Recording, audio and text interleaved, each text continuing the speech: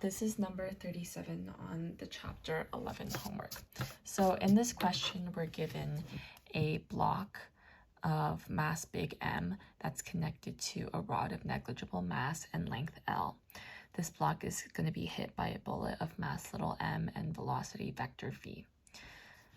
So this question asks us first to find the angular momentum of the bullet block system. And we know that angular momentum is conserved in this case because the sum of the torques equals 0. So the angular momentum of the bullet block system is going to be equal to the angular momentum of the bullet itself.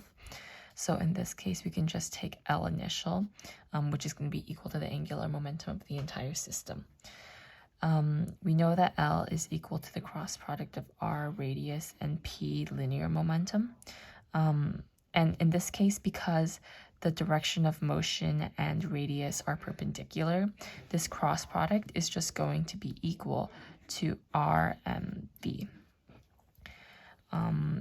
And then plugging in the values that we have here from the situation, we can say that L initial is going to be equal to R, which is equal to L, M, which is equal to little m because we're just looking at the bullet, and V, which is equal to B. So that's going to be M, V, L. Next, the question asks us to calculate the fraction of the original kinetic energy that is lost in the collision. In order to calculate this part, we need to know the final velocity, which we can get by setting the initial momentum equal to the final momentum. So calculating first an expression for the final momentum. Again, we know that L is going to be equal to R cross P, and for the same logic that we used in the part before, this is going to be equal to RMV, and plugging in the values from the situation, R is again going to be equal to L, M is going to be equal to this time big M plus little m because the bullet and the block stick together, and V is going to be equal to VF, which is the variable that we're solving for. So that's going to be M plus M, VF, and L. So then we can set this equal to L initial. So that's going to be this. And if we simplify crossing out L's, we get VF equal to M over M plus MV. So keep in mind that that fraction is going to ultimately be equal to the change in kinetic energy over kinetic energy initial. So these are the two values that we're going to need.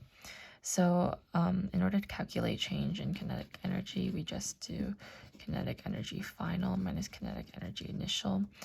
We can just plug in values that we know into this equation here.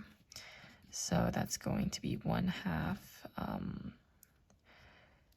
final. So that's going to be big M plus little m, and then the value that we got here squared minus 1/2, and this is just initials, so we're just taking little m and our v squared.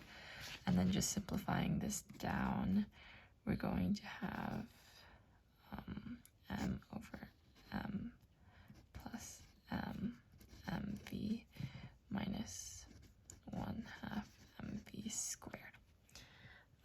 And if we simplify this down a little bit more, we have 1/2 mv squared m over m plus m minus 1, which simplifies further into m minus m plus m over m plus m, which simplifies once again to negative m over m plus m. So we have this expression then for the change in kinetic energy. So in order to calculate the fraction, we put this change, 1/2 mv squared over the initial kinetic energy, which is just going to be this value here. These cancel out, and we see that the fraction of the change of kinetic energy is going to be big M over big M plus little m.